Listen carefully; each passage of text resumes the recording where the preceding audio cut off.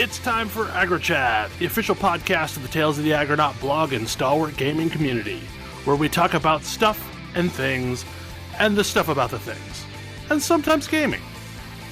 I'm Belgast, and let's start the show. Hey folks, it's that time again, time for another episode of AggroChat. This is episode 303. Tonight I'm joined by Ammo. Hello. Ashgar. Hi. Grace. Good evening. Kodra. Hello. Tamrielu. Hello. And Phelan. Hey there. So, I think it was last week I talked about losing a hard drive. I basically lost the hard drive that Steam was installed on, like the actual Steam install, as well as a bunch of games. But I was able to get it reinstalled pretty easily and mount back up all of the various caches of games that I had around my hard drive. And because of this, Steam is an awesome client. Do you know what's not an awesome client? Origin? Origin. With Origin, I am in this weird state of limbo because my Origin install was on the drive that died. So Windows believes it is installed, as does apparently Origin, and it keeps trying to reference files installed on the drive that's dead, and no amount of mucking around in the registry seems to have fixed this. Do you know it's also not a good game client? The Windows Store? No, Epic Game Store. Because I am in the exact same state of limbo with it, to where I can neither uninstall nor reinstall either one of those game launchers. And I have tickets in with support, and I am hoping one of them will give me an answer, because I'd really rather not rebuild my system, but that's kind of where this is leading to.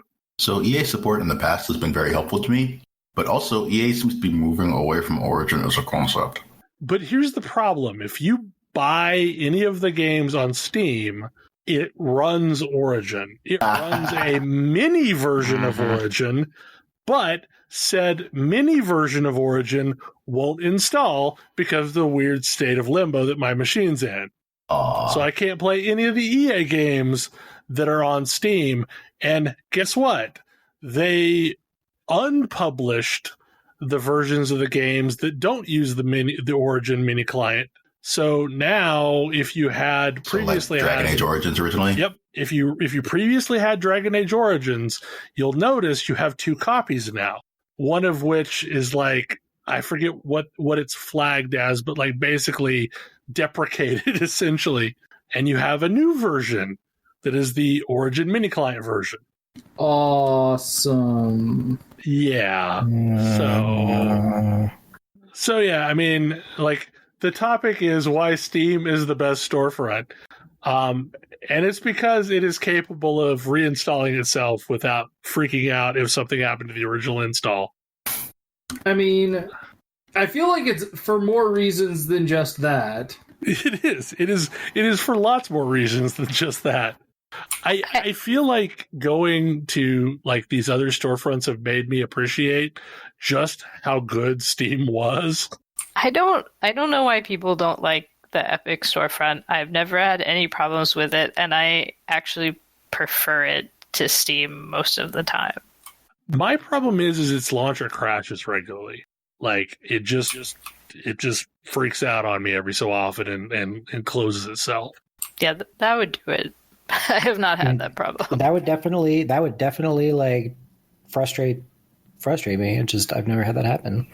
Yeah, I mean, especially if I'm trying to browse it for something, to potentially buy a game, it'll just sometimes randomly crash. It doesn't like being resized. That seems to be when it crashes on me, is if I ever resize it. That's been a thing since day one for me, is it regularly crashes on me.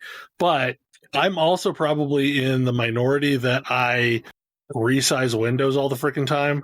Because I run on a 4K 43-inch television, and I'm always resizing my windows to fit more windows on screen at once. So yeah, I think it's a unique me problem, but it crashes all the freaking time.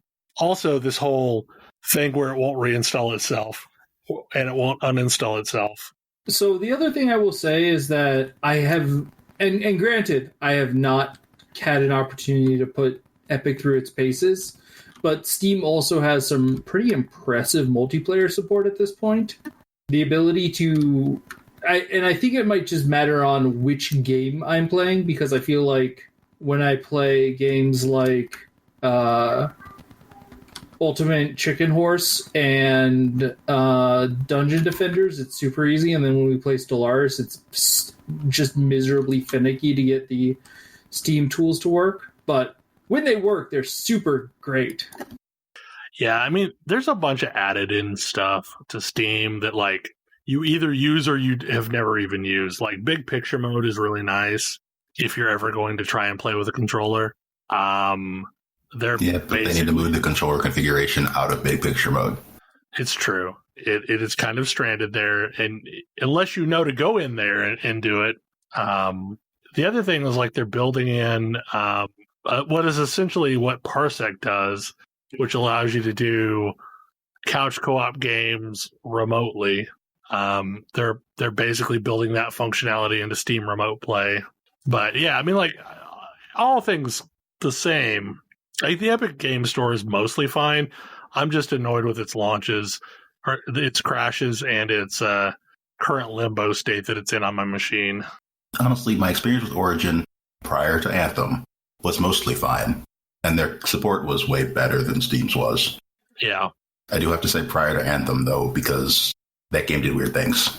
Right. Well, and that is one thing this week where basically EA has put all their games back on Steam, including EA Access, but they all now use that, like, mini Origin copy, which I assume is mostly just a bootstrapper for their account system. I mean, they have Dragon Age and Battlefield and Battlefront, but I don't see Anthem here. Now, Anthem is not relisted. I don't think Anthem is for sale right now. Really? What? Yeah, I think they're they're basically rebuilding the game. I don't think they're currently selling it. I don't know. I mean, I guess I get not wanting new people to come into the game that you're planning, that you're in the middle of, completely tearing apart and recreating. You can still buy it on Origin. Yeah, I mean, it may just be a situation that they don't want to open up the door to people getting review bombed for Anthem. That, yeah. It's been years and people still felt the need to review bomb Mass Effect 3. I mean, yeah, true. Because of Mass Effect 3's ending? It was the first game in the series to not launch on Steam. Ah. So people are bitter for multiple reasons. So the release this week on Steam got review bombed for basically no good reason. I was going to say, both reasons that are now mitigated. People are bitter. People are real bitter. Mm-hmm. What? Also, People I'm not on the going to say that internet ending holding is grudges? good. The new ending is not nothing, but That's, yeah. I mean, I'm still holding out for like a remaster of the first two games to bring it up to the third game. The second game is mostly fine. The first game is not. If that were to ever happen, I would replay the entire trilogy in a heartbeat. So another thing that happened this week is Grace joined the ranks of the Switch owners. Yay! Could have sworn I was the last. It I was not. It was real silly trying to get a hold of this thing right now. And a tip of my hat to Belle, who messaged me with, hey, they're on sale right now. And by the time that I got through the checkout, they were sold out. And in fact, I just kept my mouth shut for a while until I got my shipping confirmation, because I wasn't entirely sure that the purchase was actually going to go through. It should not be this hard to buy a video game console. It should not. But now I have a Switch, and it's wonderful, and everybody but me already knows this, because I am now the last person on Earth who finally got one. But the thing that I was really enjoying this week, as I was kind of trying to figure out what games I wanted to get first without breaking the bank, was that because I didn't tell anybody I had gotten it for a few days, I had some time of like uncurated game exploration, which is something that I haven't really experienced much for years because I'm so used to having my social circle and Twitter and everyone, getting excited about games when they come out or talking about games, suggesting games to each other. And I mean, I knew lots of games that people were playing on the Switch, but I had some time to just look for games that appealed to me without thinking about the things that were recommended to me. And it turns out that I like a lot of games that I haven't actually been, kinds of games that I haven't actually been playing at all for years. I definitely know this feeling. What games have you been playing? So I've been playing like rally racing games and pinball and Katamari Damacy because let's face it, that's one of the greatest games ever made for $10. Yes. But I had forgotten how much I enjoyed pinball. And I guess the last time I'd really played anything resembling that was Justice Monster 5. So it was very fun to kind of, I don't know, like when is the last time that you bought a game that wasn't recommended to you, that it wasn't something that your friends were already playing or hyped about, that you just went, that looks good, and tried it? Well, and like, one of the things I love about the Switch is how prevalent demos are on the console. Because it's kind of like really easy just to download a game and play its demo, and then know, in the most part, like, that you'll be able to continue on if you decide to buy the thing. Yeah, absolutely. So, random aside, speaking of pinball games, have you ever played Alien Crush? No. It was a pinball game on the TurboGrafx 16, and it was amazing. And apparently there is now what is a theoretical successor called Demon's Tilt that's a Switch game. It's like I don't know, like Alien Crush was almost had like H.R. Geiger like levels for pinball tables. And it was like some of the coolest looking artwork. I think it originally came out on the Amiga maybe.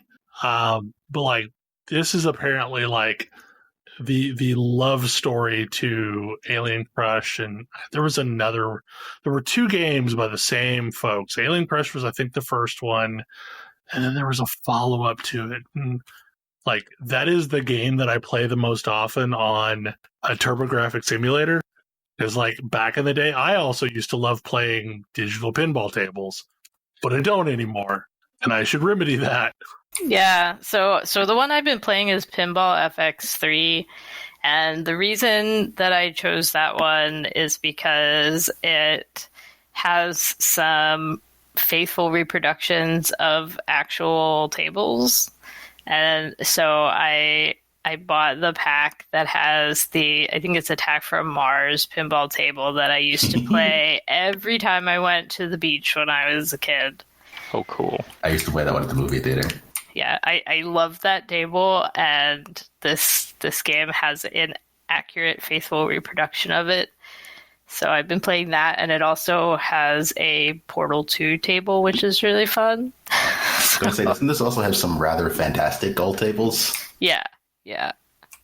I think that's the thing that I used to play on the Xbox or the PS3 that had like Star Wars pinball tables and stuff like that. Yeah, it's got Jurassic Park tables and Alien tables and a whole bunch of good stuff. I tell you the pinball table that I loved, and it was one of the early digital tables, but like Tales from the Crypt. I used to play the hell out of that in the arcade.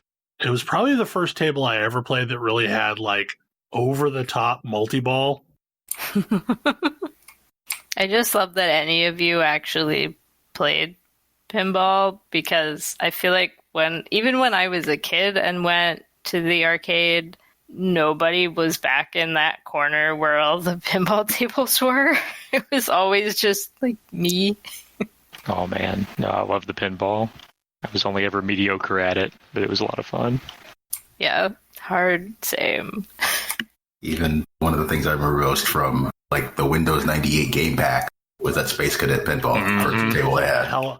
I played the hell out of Space Cadet pinball. I played a lot of that. Because, like, wasn't it from the folks that did Pinbot or something like that? I don't know. I know before that, there was Epic Pinball for DOS. Oh, I think had some of the that. people with that were related to that, but I'm not sure.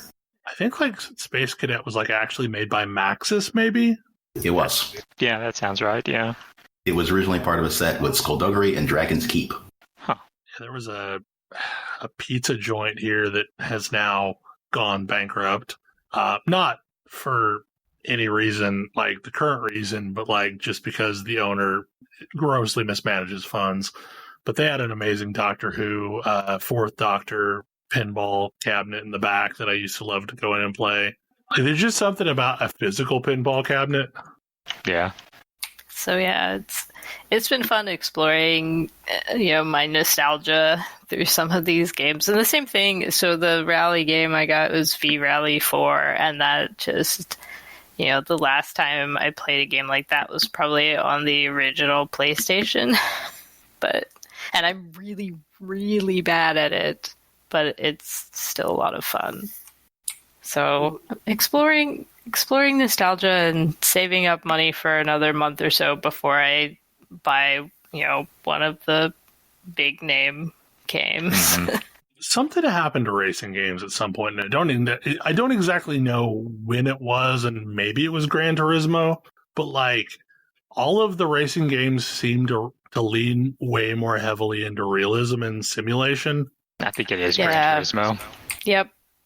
And like it lost me at that point, like because I was an arcade racing game fan, like Cruis'n USA, stuff like that. Burnout 3 is one of my favorite video games of all time. It is weird because, like, I feel like what happened is Mario Kart became what you played if you wanted that experience. But it's not the same. I'm not going to say Mario Kart and the Burnout series are the same experience. Yeah, that was the thing, was I always loved, like, Mario Kart. I played Mario Kart to the point where I burned out really hard on it. But, like, because I played hundreds of hours of the N64 version. But, like, but I always loved the, like, the other things, like Burnout, like, I can't remember the name of it. So the problem is Need for Speed used to be that, but then at some point Need for Speed basically became Grand Theft Auto with cars. It's when Hot Pursuit came out.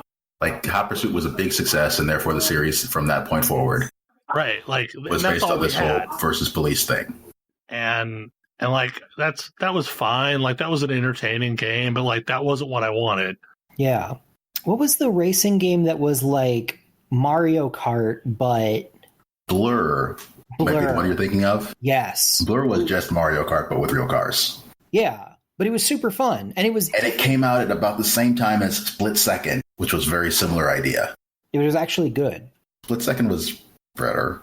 I liked it better. Oh. But those games ate each other's market. Neither one actually succeeded, and neither one got a sequel at any point. Yeah. But it's weird how they're like, are these things that used to be like reliable market segments that just no longer exist as games?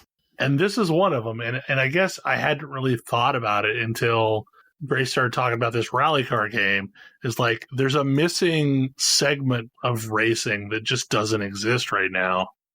Yeah, the arcade racing games that aren't like kart games that are trying to exactly be Mario Kart. So I'm now thinking of things like MotorStorm. Like, MotorStorm is just dead. Their last game was what, 9 years ago? I think the last one I played was on the GameCube. They're all PlayStation games. See, the What other am I thinking of? I don't know. There was a game like that for the GameCube. The other one that I think of is sort of the other type of Nintendo racing game, which also isn't really around anymore, which is just the like ultra speed futuristic racer, like F-Zero. I miss F-Zero. My kingdom for a new F-Zero game. So I understand that I've actually never played F-Zero. My version is Extreme G. I would accept the new Wipeout. Also dead. Yeah, like I loved Wipeout was the same thing for me as F-Zero. Like it was the same feel. Extreme G was that, but with bikes. I always liked F-Zero more than Wipeout, but I liked the aesthetic of Wipeout more. So the thing that I loved the most about Wipeout was, and this is true for I think the first one, it became less so from that point on, where they had like advertising and stuff on the tracks that was like in-universe advertising. And then after that it shifted to like Red Bull and stuff like that. And I'm like, that's less interesting. But like, I thought it was really cool when they had like this whole in-universe thing going on where like they had their own brands of their own racing teams. And I think Wipeout HD like started internet connected and had like internet-based ads, but I also think they dropped it eventually and they added back in the in-world ads. I might be thinking of a different game. And they re-released Wipeout, I think, for the PS4, but like it didn't feel right somehow. I don't know how to explain it. Like the tracks just didn't feel as good. I really like the HD tracks. I guess I like a lot of the tracks. I'm not familiar with the ones that were originally in the Vita game, but they took the PS4 one is the PS3 game, its expansion, and the Vita game all wrapped into one package. But that still means the last time we got a new Wipeout was 2008. Oh, wow. I didn't realize it had been that long. And the last time we got a new F-Zero was what? 2002? Yeah. No, on the GameCube. I think at this point, everybody that would work on F-Zero is busy on either a Mario Kart or a Smash. Samurai Goro for life. Mm-hmm. I mean, of the directors of F-Zero GX, one of them is Miyamoto and the other one's at Atlas. They're busy with other things. Man, I feel like F-Zero fans are in the same camp as Mother fans / Earthbound fans. Gonna say at least the most recent F-Zero game came out here. Yep. Yeah, true. Other than Lucas being in Smash, there's not a whole lot of sign of Mother 3. Okay, so this topic had floated around a little bit. What's going on with iTabletop? As far as I know, nothing is going on with iTabletop, and it should remain that way. Okay. Well. But, sorry. There have been a lot of virtual tabletops that have come out over the past few years, or are coming out soon. This was inspired by me looking at anything that has better hex map support than Roll20. Does such a thing exist? No. Yep. One of the problems with hex maps is that everything needs to be the same size. There is a promising one on the horizon that is going through Kickstarter that it might have good hex map support because the Lancer writers are also on board. That one is called Roll, R-O-L-E, and it's aiming to be a sort of more user-friendly version of a platform like this. Making a custom character sheet on Roll20 requires you to know a lot of CSS. And a variety of other things. So this is aiming to make setup easier for things that aren't already built in, which is an area that Fantasy Ground struggles in and Roll20 struggles in a lot. So is Roll20 still basically a Google Hangouts hack? No. It has its own voice and video now. Okay, it's and also progressed Google Hangouts past has been there that. for some time. Well, I mean, it still exists, but not. Yeah, I mean, like my wife and I use it all freaking time, but I actually didn't know that. I thought it was dead. Not yet. Hangouts.google.com still exists. Huh. They're trying to sunset it, but yeah, I mean, I think Google Meet is the replacement. Anyway, that's beside the point. I don't think I've messed with it since it was a Hangouts hack. So ignoring the fact that we use TeamSpeak to interact with Roll20, it does have its own built-in voice and video solution, which is apparently much improved from what it was when we started using it, and it wasn't usable. I mean, which, not a huge surprise, but also Yeah, that's that better and good thing again. Yeah. Well, doesn't it also have video chat built in? Yes, it does. Because that's one of the things that, like, I really noticed the lack of, and maybe this is just me as a DM, but I really noticed the lack of video when running games. Oh yeah, no, it's I do as well as a player. Like not being able to, like even just not being able to see other people's facial reactions and like just the fact that someone is, preparing to talk or is thinking about a thing. Yeah. Like it leads to a lot of silence. And I know that like it's kind of a pain and like not everybody wants to necessarily be on video the whole time, but it definitely does make a big difference. And it would be interesting to see like who's got a good solution. I mean, I'm pretty sure Roll20 has a good solution or a decent solution.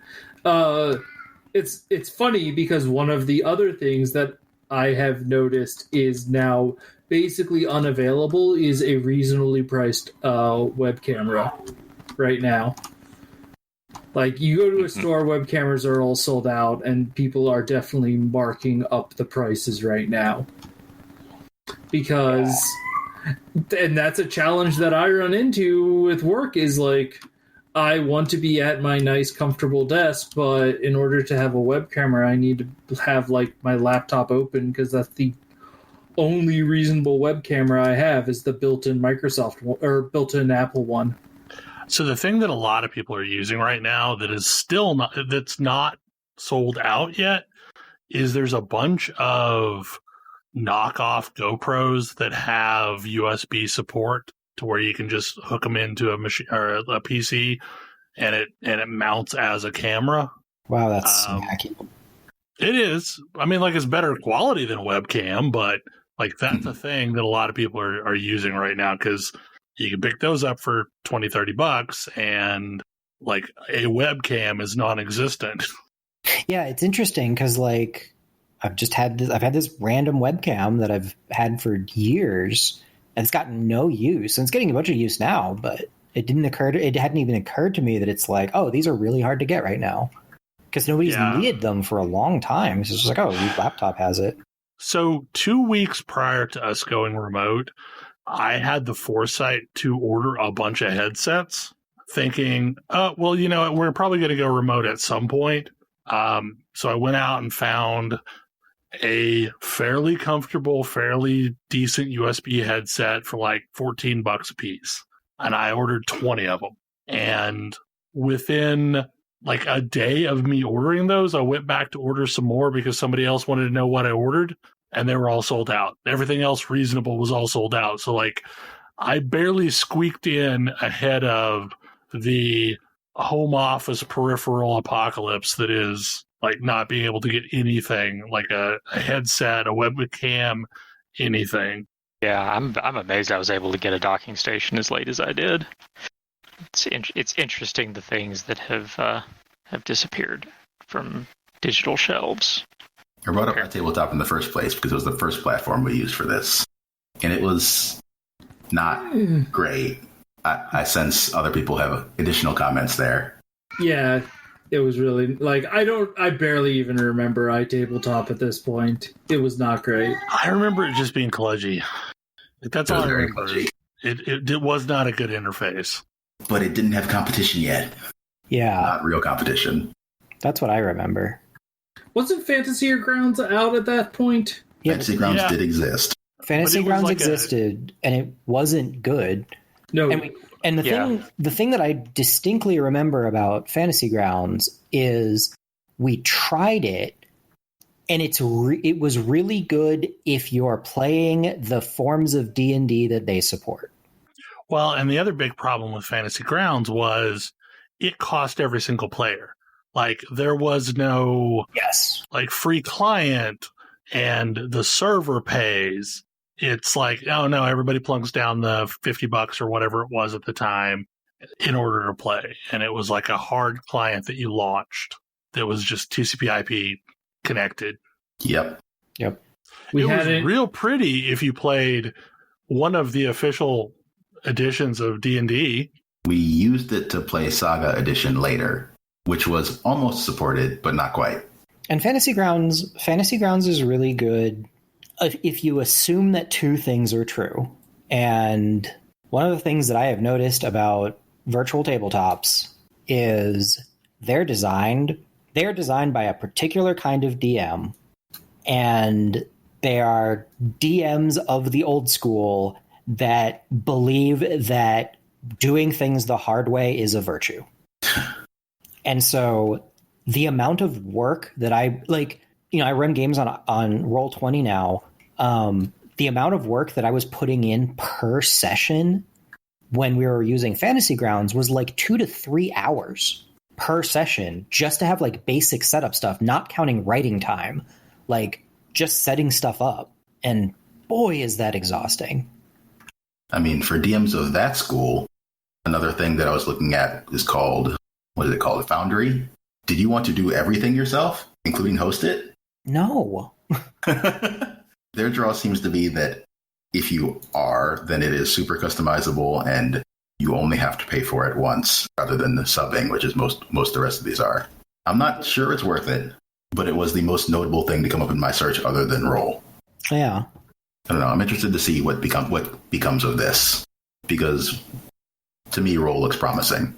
I think that we're starting to see like a new, much like the early 90s, a new like tabletop RPG renaissance, which is great. And a lot of that is, I think that we're starting to see the thing where it's like, how do you get DMs for all of these games?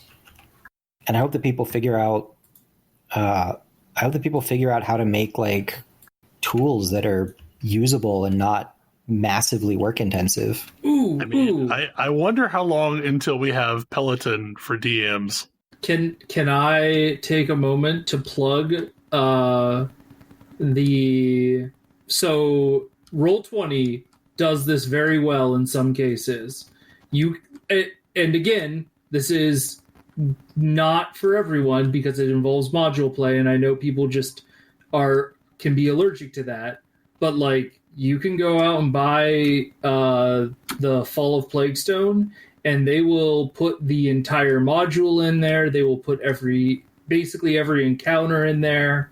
All of the characters will be statted out. All of the tokens will be ready for you to just drag. Actually, most of the maps will have the tokens already present for you. All of the lighting is all set up. It's great. Yeah, the pre-built maps, honestly, I would love to just buy pre-built maps of various kinds, because that's easily the most amount of work. Mm-hmm. I'm pretty sure if you with Pathfinder, if you buy the monster manual, you get you can just drag and drop monster or the bestiary tokens onto the map, and they'll have a character sheet behind them, right? God, I wish it worked that easily. Oh man! Sadly, they all share a character sheet. If you drag the same type out, it is maddening. Okay, so they share a character sheet, but including health. They share a character sheet, including health and stats. You have to it's a whole bunch of manual work. So that is also true with Plaguestone. What I found is I just tracked the tokens have their own those red, green, blue circles, and I could use those to track hit points.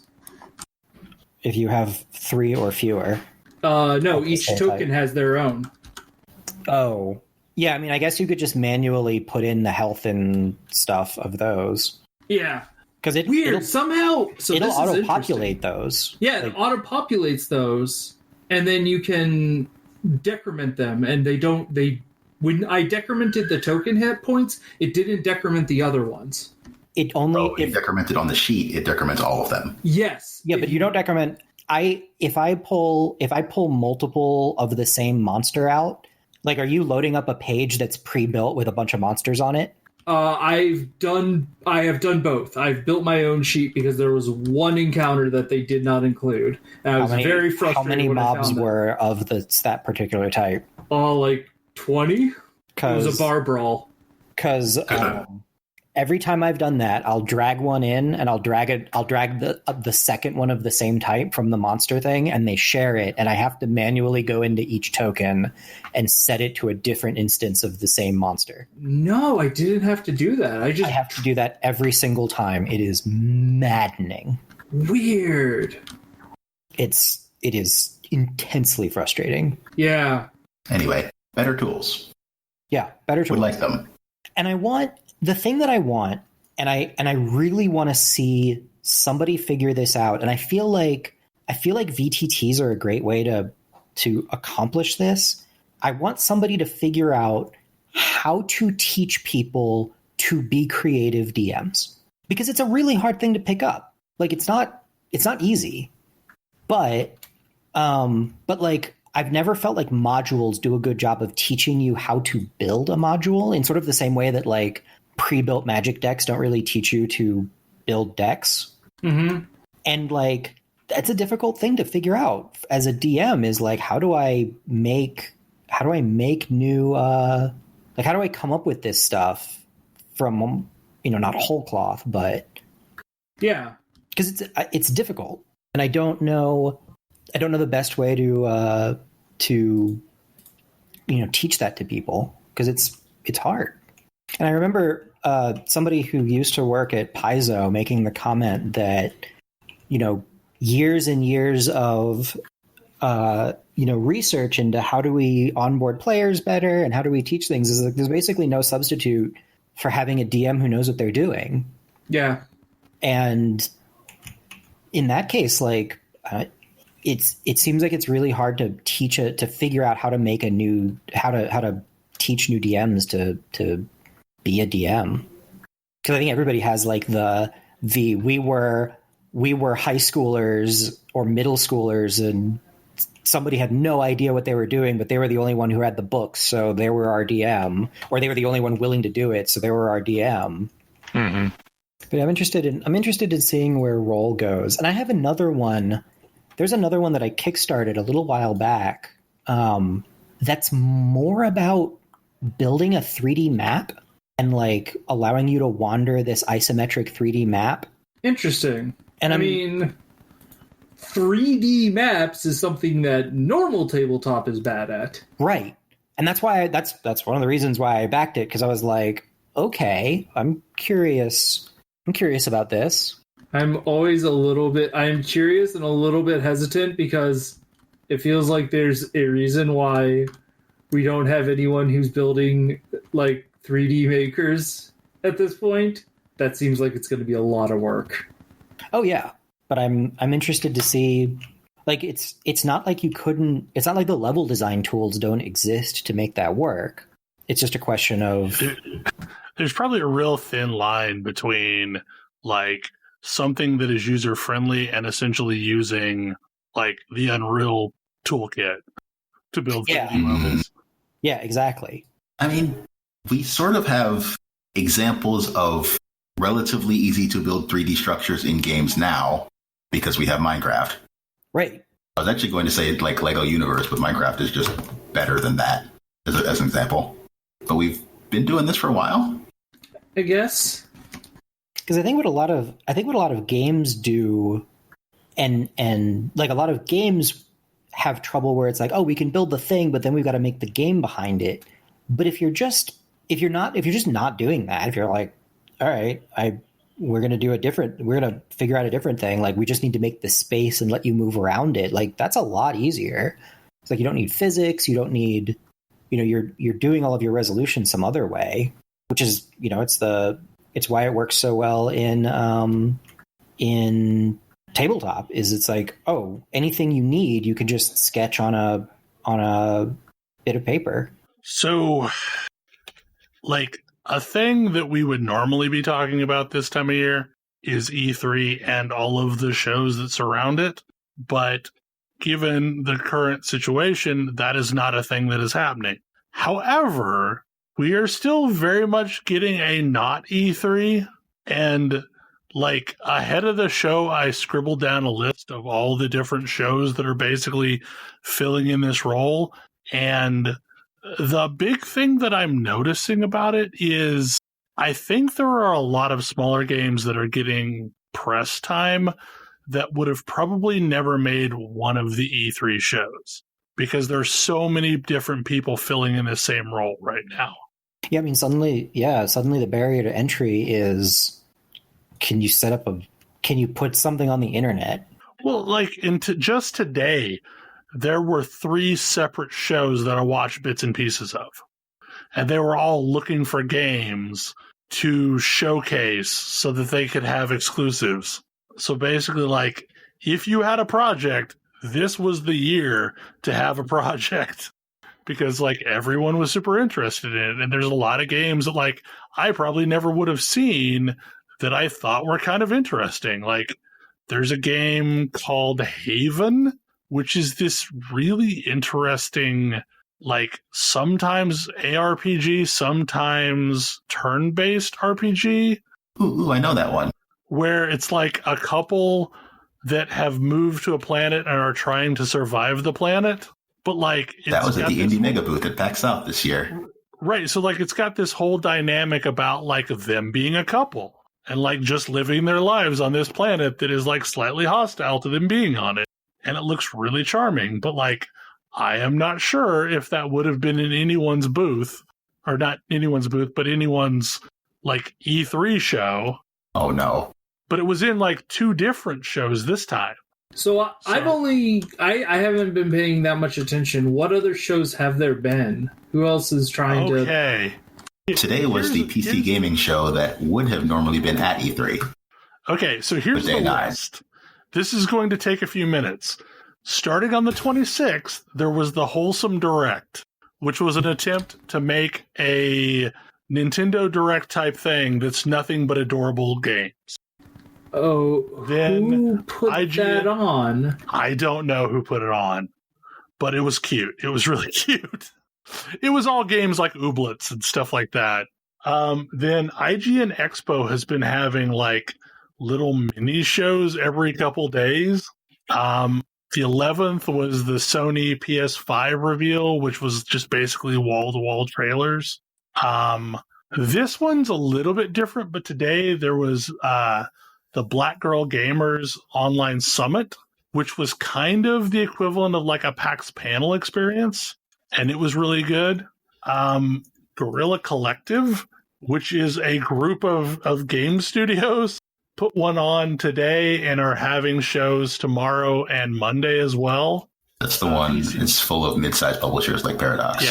Yeah, Paradox. I think Versus Evil may be part of that too. Sounds right. It's a bunch of the double A titles, basically. PC Gaming Show was today, and it was really long, and it had some interesting things in it. It was really long. As far it also, for the very first time, verified that God's Fall is in fact coming to PC, and it's just a console exclusive for the PS4. What is God's Fall? What if Destiny were a hack and slash? What if Skyforge was made by not Obsidian? Yeah, I mean it's like basically those are both the same. Like they're similar things. Games Radar did a Future Games show, which was interesting. EA Play Live is on the 18th. Day of Devs, which almost sounds like it's a GDC replacement, maybe, or attempting to be a GDC replacement, is on the 22nd. Sega has a show on the 23rd. Showing what? I don't know. They're tiny Game Gears. CD Projekt Red has a show on the 25th. Ubisoft has a show on July 12th. And then Microsoft 2020 is sometime in July. So, like, it's a much more spread out show calendar, but, like, there's a lot of them. And I don't know, like, I mean, sitting back and watching these, the number one thing that I like about it is they're mostly trailer and or gameplay shows. And what is missing is the super awkward hype folks before and after the show trying to drum up business, which I detest about the shows. Also, like, there's less and less of the really awkward couch conversations. But, like, sitting back and watching this, like, why the hell have we not done this before? Like I think E3 is a dead concept. I don't think that statement is entirely true. Like, as a consumer that did not attend E3, I would rather watch this. That's fair. I mean, the most E3-ish show so far was Sony's, which mostly just felt like one of their older shows before they started doing really weird things. I mean, it's pretty similar to the PS4 reveal. Yeah, it's not that different. I mean, Horizon from which we got Never Stop Pretending You're a Dragon. Yes. But it's missing a lot of those little elements where they like try and tell us about the aspirational goals of the console. I mean, they replaced them with just weird, fancy ferrofluid graphics. Yeah. Yeah, well. But honestly, like, as weird as that part of that show was, I really liked that show. The PS5 show? Yeah. Yeah, no, I thought it was really good. Like, I'm not sure about the console. Like, I think it looks cool. I'm not sure what I think about how tall it is and how it's mostly a vertical orientation console. Like, yes, you can technically set it on its side, but it seems like a lot of the effort for both the Xbox Series X and the PS5 are to push all the air up top and vent it out the top so that it like gets away from the components quickly. I mean, every single time they showed the PS3 before it came out, they showed it vertically. Every single time. And I don't know a single person who actually used it that way. Yeah, but like we would probably have gotten better performance if we had used it vertically because it did the same thing. It tried to heat pipe it all out of one end, which would have been the end that was pointed up. Like, practically, the only thing I have an issue with putting on its side is the fact that, like, a chunk of the console is basically cantilever out over the rest of the console, and I can absolutely picture my cats trying to jump up on it and flipping it. Like, that's a thing that's going to happen. Absolutely. Yeah, I definitely have that concern, too. Same. So, have we had the official Microsoft Xbox Tower reveal? Everybody knows what it looks like. They showed that at the Game Awards last year. But have we had like any indication of what's going to be on it as far as games? We don't really have any clue what the launch looks like for that console. Yeah, the Xbox, it's been sort of interesting because as far as I can tell, the Xbox has been the what is it called now? The Xbox Series X. The Xbox Series X, Lord. I feel like that's mostly been focused on showing like how fancy the hardware specs are. Yes.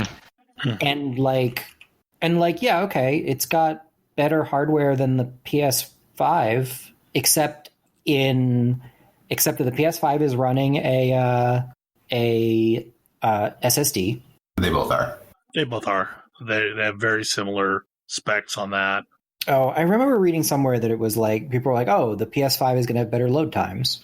Well, so here's the thing: is the Xbox Series X is basically a PC. The PlayStation 5, from what I've read, is changing the way that it uses an SSD. So at a low level, it is accessing the drive differently than a standard PC operating system type scenario. Sounds like marketing speak to me. That's where they're saying that they're going to gain the additional speed, supposedly, is because of the way that it's accessing the data. I don't know. We'll file that one away and I'll believe it when I see it. Yeah. I think they're both going to be very similar consoles. Yeah. Well, and that was sort of what I was getting at was like, yes, the Xbox has slightly better hardware, but like not enough that you're going to notice, because we've already sort of gotten beyond the point where until you start seeing like frame rate drops, you're not really going to notice console hardware differences. And so in that case, it just comes down to who's got the games, and everything Sony has showed off has been check out the games. Check out the games. And like at the end of the day, that's what's really important is the games. Yep. And for me, at least, that's why I will probably continue to buy Sony consoles is because they have exclusives I care about. Yeah, like I watched the PS5 show and I was like, all right, well, I guess I'm going to buy a PS5. Like there were at least probably 6 games that I want. Yeah, I found there were probably 10 to 12 games in that lineup that I'm like, yeah, I'm going to buy that and play it. I mean, they had a new Ratchet game, so that would have been enough to sell me a console by itself. Like yeah, a new Ratchet game. That and the Horizon sequel is more than enough for me. Yep. Yeah. But like the other game that I was super into was that Kena River of Souls or what River of Spirits or the one with the really cute pets. Yes, the one Overlord. That's basically it's an ARPG. Overlord, but you're not evil. Yeah. Yeah, I was totally on board with that. I am withholding judgment on Demon Souls remake. I really, really want to be able to play Demon Souls and enjoy it. And it's one of the things that I know about myself, and I have to accept this, is that I can point at some things that are a problem, but I can't really dissect underneath why they are a problem. And it could be something where if you put a fresh coat of graphics on top of some of the worst levels, that might put them over the top and make them better. But like some of those levels are a little bit too samey, and like it appears to me that it's like the bones of the level, but it could be made better just if there was graphical overhaul. I mean, the level design in that game is also not as good as it is in Dark Souls. So they definitely... As in, it believes in gotchas a lot more than later games in the series do. It does. I mean, that was kind of the thing that set it apart, was that it was like, hey, there's all these gotchas, but you've got to work together with people. I actually think that the first zone is one of the better designed. Like, I think it's a really well designed zone. Like with Phalanx in it. Yeah, the one with Phalanx in it, where you go up the castle walls and then across and then down and find all of the doors. And I'm also going to say that Phalanx is a way better first boss than the Taurus Demon. Yes, mostly because Phalanx is very easy. I mean, yes. But you'd want to start a game like that with a boss that is not going to beat your face in 2 hits. It's fair. That is a thing that they have never learned. I mean, honestly, yeah. Phalanx is not that bad. Like, you can take a bunch of hits from Phalanx. He does not do a lot of damage. As long as you don't take a giant spear, you're fine. Yeah. But, like, Phalanx is a boss that is... Once you know how to play the game, Phalanx is trivial. But while you're learning the game, Phalanx still provides some amount of challenge. Yeah. Where the Taurus Demon is just, hey, get good. Unless you know the super secret tech. But that's and then cheese the boss. Yeah, you don't. I know. I mean, in games when I try and fight the Taurus Demon straight, I still, it's a pretty iffy prospect. Taurus Demon, if you are not cheesing it, is very difficult. I actually think it's worse than most of the starter bosses in the other games. I think it might be the worst opening boss, with the asterisk of as long as you aren't using cheese tactics. So if you are a new player. Yes. The game... Like, I've never played a Souls game, and absolutely nothing that you've said in the last 10 minutes makes me want to. I mean, if you were going to play a Souls game, I still like an actual Souls game and not like Fallen Order. I still think Bloodborne is the best Souls game of like for somebody who's not played Souls games. So it does. I do think that if you should try Bloodborne, I think it's the best designed of the Souls games.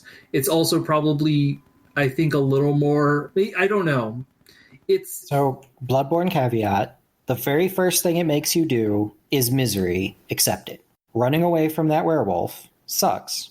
Running away from... which werewolf? Very first thing you do is you are weaponless, running away from a werewolf. Oh. And it's misery. And I know tons and tons of people pick that up, get to there, and they're like, this game is awful. Like, it just murdered me 12 times in a row with no weapons and no way to fight back and nothing. I didn't think you had to kill that, did you? No, but the game doesn't tell you anything. It just, hey, now you can move. Hey, you're dead. Yes. And then you've got to figure out how to run away from it. Well, then they give you a weapon, and then you can kill it. Yeah, and that's also not easy. I do think that the Souls games, in a lot of ways, really realize a lot of what I like about Castlevania games, but in 3D. You think you're going to have to explain that one to me? Yeah, Yeah. I've got this big space that I am, like, pretty methodically exploring and, like, mapping as I go through myself.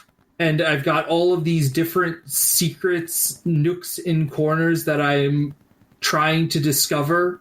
Like, I am one of the types of people who thinks that these games should have a difficulty mode because I think there is a lot of good there when you are not just being, like, hounded by difficulty.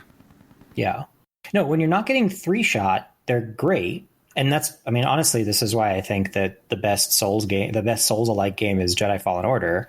Because it gives you that exploration. You've got these really cool maps to explore. You've got that exploration, and you don't need to, like, at no point does it say, hey, you got to get good. I mean, it has a difficulty meter for one.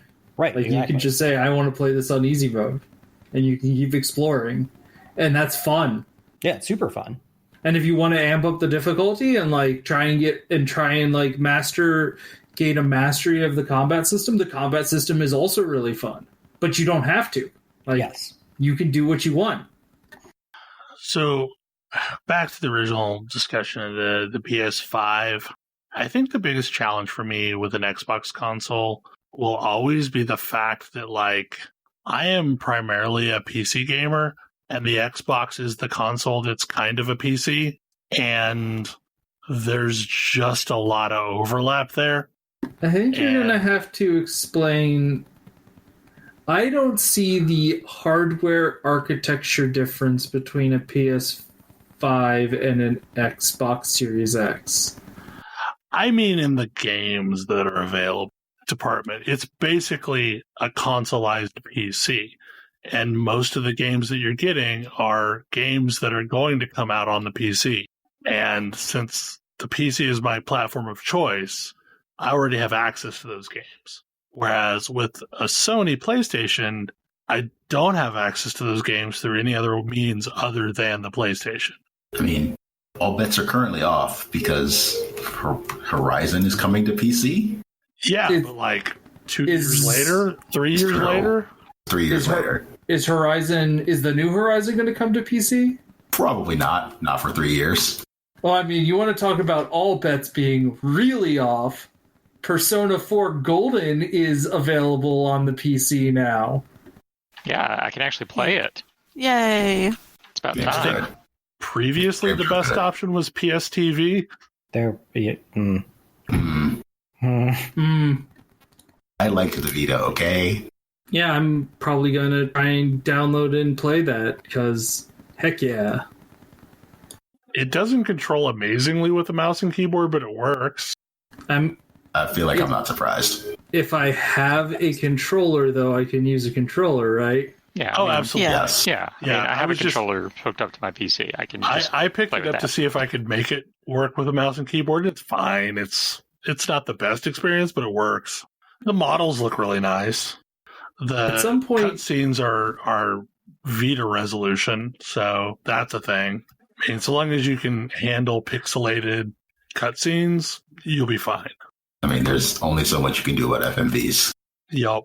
I think in the grand scheme of things, though, I've enjoyed this year's worth of shows. and I realize it's a weird year, but like I'm also not sure what normal's going to look like when things actually start to resume. Yeah. Considering I'm in a state that opened up early and we have basically a straight line up in our infection rate. Yeah. So I don't know when normal will ever happen. But, I mean, this feels sufficiently E3-ish for me. And I think it's getting a lot more exposure to games that maybe wouldn't have gotten exposure. So that's also a positive. Hey, Thalen. Mm-hmm. How excited are you to be able to play Miles Morales in a Spider-Man game? So excited. I am super pumped about that. I do not know enough about comics or anything. I kind of would really just love an Into the Spider-Verse game. That would be pretty awesome. They kind of sort of made one like way back before the Spider-Verse was a thing. But the thing there was wasn't that just 5 Peter Parkers? It was 5 different versions of Spider-Man, and they never interacted. Oh. I thought they interacted. Yeah, I think maybe they interacted maybe a little bit in some cutscenes, but mostly it was like entirely separate stuff. Like Spider-Verse was truly something new and different. But yeah, no, it's like I was honestly disappointed that none of the DLC for the previous Spider-Man game, let us get to the point of actually playing Miles with powers. So I'm glad that's finally happening. Miles is great. Then I will take a Spider-Gwen game after that. Yes. Yes, please. And maybe like some Spider-Ham bonus levels. Spider-Ham should be like an in-game stand-up arcade cabinet that you can play. Like honestly, I feel like a Spider-Verse game would be a good opportunity to do like the style game that I feel like you don't see it much anymore, where you just have wildly different gameplay from level to level. I mean, the last game I can think of being released that's true is a remake of Spyro 3. Yeah. I personally think it would be amazing to have a Spider-Verse game that's basically a 90s era side-scrolling beat-em-up where all the characters are spider characters. It's like Turtles in Time, but it's Spider-Man. Exactly. Yeah. But I am super excited for that game. Yes. Now, Ms. Marvel game, please. I guess she's like a main character in the upcoming Avengers game. So yeah, I thought that was the speculation, was she was like the main character from that. I think that would be a very good choice. She is an ideal like player insert character. I mean, she's a character in Marvel Ultimate Alliance 3 on the Switch. Yeah, but that game doesn't really have main characters. No, it doesn't have main characters, but like, it's fun. It's as close as I'm going to get to Marvel Heroes. Yeah. Any other standout games that folks saw? I mean, I'm currently playing Torchlight 3 as we speak. Which shadow dropped today on Steam. It's still in early access, unfortunately, but it's playable. I am a little curious, since last console generation was the first time it became a big thing. What's going to happen to a lot of the MMOs that now exist on console? Are they going to try and make a jump? Like, what do you What do you mean by MMOs that exist on console? Like Elder Scrolls Online and... Oh, you mean like between console generations? Yeah, like... So... Elder Scrolls Online is a game that is going to outlive its console generation it was built on. I mean, FF14 is already one example of this. Yeah. So there was another event that happened this week that was basically like talking about the path forward in Destiny 2. And they did say that Destiny 2 was going to span console generations, and that if you purchased it for, if you own it on Xbox One, you're going to be entitled to play it on Xbox Series X or, PS4 and PS5, so that you won't have to rebuy the game. I would expect and hope that. My copy of FF14 for the PS4 was granted to me because I owned it on the PS3. Yes, I also got my PS4 copy because I had it on PS3. I mean, with both consoles basically looking to do widespread support for the previous generation's game, I expect there to be a lot of cross-play opportunities like that, to where the new console may get slightly spiffier graphics, but you'll still be able to continue playing it. And eventually they'll sunset the version for the old console, citing memory limitations. Yep. Yeah, so I was going to also ask, like, will the clients be any different from each other, do you think? Or is it just going to be one of those things where they're going to be the same graphics, but as updates happen, graphics get better, and then eventually it just doesn't work on the old thing anymore? It's difficult to draw conclusions from a sample size of one. Yeah. Yeah. So I can't really say. I mean, the same thing happened with Destiny. When we went to Rise of Iron, I think they sunset the PS3 and Xbox 360. Okay, sample size of 2. Yeah, I mean, but like those are the only two that I can think of that I have any experience with are 14 and Destiny 1. Destiny 1 looked horrible on the PS3. Like, I thought it looked kludgy on the Xbox 360, but like, no, it looked real bad on the PS3. One thing that I thought was interesting is Astro's Playroom apparently is just baked into the console for the PS5, and that's just going to be a thing that comes with every machine. Yeah. It's possible there's something wrong with me, but I really want to see that Bugsnax game. No, there is something wrong with you, Tam. Wow. No, I mean, it reminded me of Viva Pinata, but even like more Fever Dream. Yeah, but I want to see what they're doing. yeah, I'm too curious. Yeah, that. I just don't. What game is this? It is It's called Bugsnax. called Bugsnax. I'll link you the trailer after the show because it's a wild ride. I gotta say though, like watching the PS5 trailer for Deathloop makes me significantly more interested in it. Right. I thought that was a PvP game. I also Like I did too. Yeah. Like That all looked of a real sudden, interesting. I'm way more interested in it. I'll play it on the PC, but like I'm super interested in it. the way they set that up in, what was it, E3 last year? Yeah, like Made I thought it look was like like a PvP game. right, like you're one of two characters and you're hunting each other down. Maybe it was a PvP game? I mean, That's possible. pivoting is a thing that happens sometimes. I want to know what the hell is up with Stray. Yes. Oh, Cat, yeah. Cat with a backpack. Yeah, Well, that was like- another one where I was like, wait, what? In a world where there's only robots, like, I'm fine In a world That's- with only robots, how about you play as a cat? with a backpack. Mhm. I'm okay with this world. Like, I'm It's ready weird for to my me that shiny the metal body. backpack is the thing that people fixate on. It's just, cute. When you were... Well, I think the Oh, backpack has implications. Somebody put that backpack on that cat. That backpack serves a purpose. So basically, it's Death Stranding. What is the purpose of the but the backpack? cat is the carrier this time. Speaking of Death Stranding, there was also that other weird game from Capcom that looked like Kojima made it, but then it said from Capcom at the end. Which Was it Returnal or whatever? Pragmata was the Capcom one. Okay. I think Returnal was the one that, like, reminded me of Dead Space, kind of. Yeah, the Capcom one was the one with the like transparent cat on the moon and Yes. little girl, and I don't know. I feel like I could be forgiven for saying it looked like Kojima made it. Oh No, it absolutely. absolutely That's- did. I assumed he did. Like, I mean, I feel like Project Athia is just a thing that's going to change names 5 times, and we're going to see it a decade from now. I think it's going to. I put it 5 years out. I think it's going to change names once, and the name it's going to be changed to is Final Fantasy 16. Could be.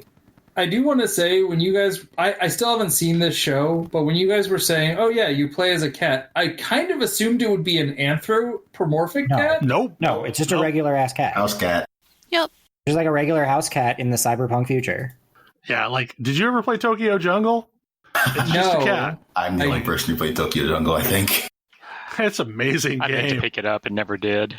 It's creepy Maybe as hell. they'll rescue Like, that from the PS3, but that's a creepy game. That would be nice. It's a creepy game. I kind of hope they rescue the rest of the Ratchet series from the PS3 also. Just saying. Goodbye Volcano High is one that I need more information on. Because, like, on It definitely some has level, Night in the Woods vibes. right? Like, it has Night in the Woods vibes, which is good, but like semi-realistic anthros is kind of a hard sell for me usually. Like, yeah, I mean, I don't. Like, I'm just curious. I'm not clear on what sort of game it is. Is it like a visual novel? It kind of looked like maybe it was. Yeah. I don't know. I mean, what is Night in the Woods? Night in the Woods is kind of a visual novel. No, I mean, Night in the Woods is clearly a platformer. Only if you're trying to get up on those electrical lines. I mean, I've played a dating game where you date pigeons. I can play a game where everybody is anthropomorphic dinosaurs. That's whatever.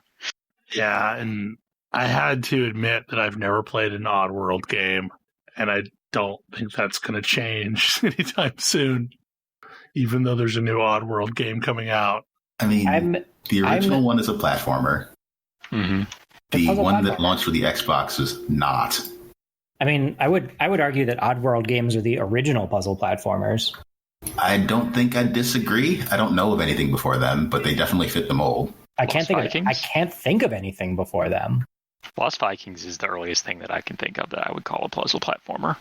Which was Super Nintendo era. Mm-hmm.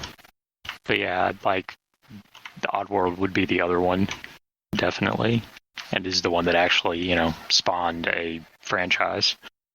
The one thing that I thought was really interesting is one of the things that I associate most clearly with Sony consoles is JRPGs. And there wasn't a single JRPG displayed. So a few things. JRPGs in general kind of moved to handhelds during the DS, 3DS era. And the ones that stuck around switched over to ARPGs? Mostly, Dragon Quest aside, but like they're still on the Switch in large numbers, including Bravely Default 2. That's not out, right? No, it's not out. I was gonna say. But you can download the demo, I think. Ooh, can you? I should check that out. They were asking for feedback on the demo. They made it rather difficult. Maybe they should make it less difficult. Their games being too easy was not a thing I recall. That was no one's complaint ever. Oh, I'm sure it was someone's complaint. They were wrong. I always remember the 3-panel sold comic of the signs of crunch, short-term memory loss, with Ian just repeatedly decrementing the player health by 10. Contra here. Yeah. Yeah, he did help make Spiral Knights, though, so... Is Spiral Knights notably hard? Not at first. Oh. Spiral Knights tricks you. I mean, he has an entire comic about that, too, although you're not going to know it by the title unless you have played the game. It's the one about drinking the tears of players. Wait, wasn't Spiral Knight the weird little dungeon crawler game? Uh-huh, yep. Okay, I think I played that on the PS3. It was my first run-in with an energy mechanic in a game, and I didn't really like it. I must not have stuck around for very long, because I don't remember much about it, other than, it was little cartoony graphics. So there was a lot of game there eventually, and it was... By the time you got to the mobs that healed other mobs, it got kind of difficult, which is actually what the comic is about. So, I think we're probably winding down, but interesting rumor from the week that I heard is that GBA may be making it to the Switch, since they've already explored NES and Super Nintendo. GBA? Game Boy Advance. Game Boy Advance. We might get Mother 3. That'd be cool. That'd be really cool. We got paneled upon untranslated, which is not a thing I would have ever expected. Dude, I have played so much of that. I loved Tetris Attack. I was gonna say, did we just skip over the Game Boy, or did we decide none of those games were good? Other than Link's Awakening. I don't think anybody really wants to play that many Game Boy games. I mean, if any Game Boy Color games came to the 3DS. The Oracle series I played there, because I missed them originally. I mean, they can just put Game Boy games in the SNES thing, because, you could play them on there. Or they could, if they're going to do GBA, they could just have a Game Boy app that's got multiple Game Boy versions on it. Yeah, I mean, the Game Boy was extremely backwards compatible for a long, long time. I still think that $20 a year is one of the best values because I play those games a lot, the Super Nintendo games on my Switch. Now that there are Super Nintendo games and not just SNES games there, not just NES games there, I think I agree with you. I actually haven't checked out what their SNES catalog looks like. There's quite a bit there. I might need to look Some at of that. it very esoteric. I don't suppose any of the JRPGs that I love so much are there. Because aren't those... Square would very much like to sell you Chrono Trigger again, so no, it's not there. Oh. Wait, where would Square like to sell me Chrono Trigger? On mobile or on the DS? Yep. Really on mobile now. I don't actually think Square's mobile ports are that good. Mostly I agree with you. Yeah. I mean, there I think are 2 Breath of Fire games. There are. If that's a thing that you want to play, but I think that's the closest you get to a JRPG. I mean, those are very much JRPGs, but Breath of Fire 2's translation originally is awful. Oh man, I'm guessing because you haven't mentioned it, the best JRPG ever isn't available either.